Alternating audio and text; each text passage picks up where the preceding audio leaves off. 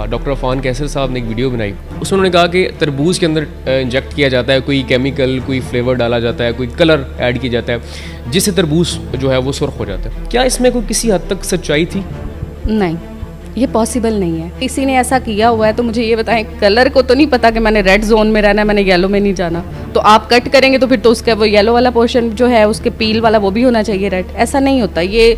अगर आप और इतने इंजेक्शन तरबूज को लगाने, ये एक इटसेल्फ बड़ी हेक्टिक एक्टिविटी है, ये पॉसिबल ही नहीं है। उन्होंने कहा था समोसे के इतने ज़्यादा नुकसान है कि बंदा मर जाए भूखा, समोसा ना खाए। उसमें जो मेन इशू आता है वो ऑयल का आता है, जो फ्राइंग ऑयल होता है, उसकी वजह से हम कह सकते हैं कि आप ना खाएं। आप घर में अगर खा रहे हैं तो चूँकि डेली तो कोई भी समोसे नहीं खा रहा, सुबह दोपहर शाम, जो हम कहेंगे जी इनको बैन कर दिया जाए या वो हेल्थ हैजर्डस हैं। अगर किसी का ऑयल ख़राब नज़र आता है, हम ऑन स्पॉट उसको ज़ाया करते हैं, डिस्कार्ड करवा देते हैं, वो पूरा ऑयल उसका वो बहा देते हैं और उसके अलावा उसे जुर्माने भी करते हैं। अच्छा, excess of everything is bad, लेकिन अगर ये कहा जाए कि समोसा एक दफ़ा खाने से बंदा मरना पसंद कर ले, this is not the thing.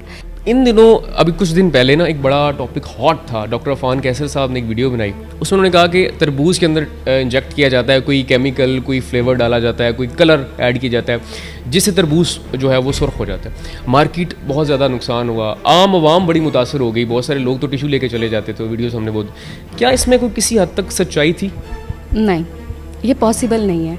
देखें, तरबूज जो है, वाटरमेलन, ये इसका अगर आप स्ट्रक्चर देखें ना तो अल्लाह ताला ने ऐसा बनाया कि इसमें वाटर कंटेंट्स ऑलरेडी मतलब 90+ होते हैं, 95-97% तक वाटर होता है।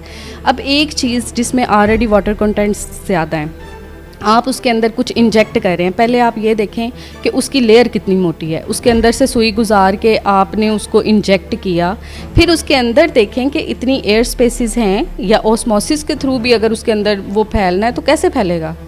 वो नहीं फैल सकता उसके अंदर कलर, वो उल्टा बाहर को आना, उस सुराख से लिक्विड बाहर आना शुरू हो जाएगा।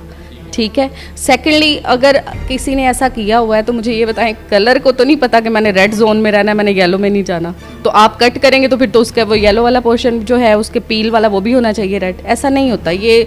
अगर आप और इतने इंजेक्शन तरबूज को लगाने, ये एक इटसेल्फ बड़ी हेक्टिक एक्टिविटी है, ये पॉसिबल ही नहीं है। और ना ही आप इंजेक्शन लगाएंगे तो कलर उसके अंदर फैलेगा, वो वहीं पे स्टक हो जाएगा, जमा हो जाएगा। चलें, अगर नहीं फैला, नहीं ये सच्चाई नहीं है, तो एक मिस इन्फॉर्मेशन फैलाने के बाद क्या फूड अथॉरिटी ने उनके खिलाफ कोई कार्रवाई की? उन्हें कोई कम से कम एक नोटिस जारी किया कि आपने बहुत गलत इन्फॉर्मेशन फैलाई? एक्चुअली फूड अथॉरिटीज़ ने नहीं किया, क्योंकि देखें बहुत सारे लोग यहाँ पे वीलॉग्स डिफरेंट तरह के बनाते हैं, पॉडकास्ट बनाते हैं। अब उनके हवाले से इस तरह बात नहीं की जा सकती। लेकिन मैंने एक न्यूज़ जो थी सोशल मीडिया में मूव होती देखी थी कि कुछ जो ताजर बरादरान हैं उन्होंने उनके ख़िलाफ़ इसको सू किया है। उन्होंने कहा है कि ये इन्होंने मिस इन्फॉर्मेशन किया, हमें नुकसान पहुँचाया, और वो राइट पे हैं, वो कर सकते हैं। अच्छा, उन्होंने एक और भी बात की थी, उन्होंने समोसा, जहाँ से वो वायरल हुए थे, उन्होंने कहा था समोसे के इतने ज़्यादा नुकसान है कि बंदा मर जाए भूखा, समोसा ना खाए। तो क्या इस, और हमारी आवाम ऐसी है, अब इन दिनों मानसून है, बारिश ज़रा सी होती है तो घर में भी पकौड़े समोसे बनते हैं और बहुत सारे लोग बाहर से लेके आते हैं। तो क्या ये सेहत के लिए मुज़र है? किस हद तक खाना ठीक है, या पैमाने क्या है, किस तरह चेक किया जाना चाहिए, फ़लाँ दुकान से लेना चाहिए या फ़लाँ से नहीं लेना चाहिए? अच्छा, excess of everything is bad, लेकिन अगर ये कहा जाए कि समोसा एक दफ़ा खाने से बंदा मरना पसंद कर ले, this is not the thing. Actually bakery products overall, मतलब जो भी फ्राइंग प्रोडक्ट्स हैं उनको कम से कम यूज़ करना चाहिए। देखिए, उसमें आप कार्ब्स बहुत ज़्यादा ले रहे होते हैं, फैट्स की हाई कंटेंट्स जा रहे होते हैं, और स्पेशली जो बाहर से समोसे या पकोड़े या चिप्स आप लेते हैं उसमें जो मेन इशू आता है वो ऑयल का आता है, जो फ्राइंग ऑयल होता है। उसकी वजह से हम कह सकते हैं कि आप ना खाएं। आप घर में अगर खा रहे हैं तो चूँकि डेली तो कोई भी समोसे नहीं खा रहा, सुबह दोपहर शाम, जो हम कहेंगे जी इनको बैन कर दिया जाए या वो हेल्थ हैजर्डस हैं। हाँ, जैसे अब मौसम अच्छा है तो लोग खाना शुरू कर देते हैं। आप घर में फ्राई करके खाएं। बाहर से भी अगर आपने लेने हैं तो आप उनका ऑयल चेक करें, आपको बज़ाहिर देखने में भी नज़र आ जाएगा कि अगर वो फ्राइंग ऑयल ब्लैक नहीं है, ठीक है, और उसकी कंडीशन अच्छी है तो आप उससे यूज़ कर सकते हैं। और वही बात कि हाइजेनिक कंडीशंस आपको देखनी पड़ेगी।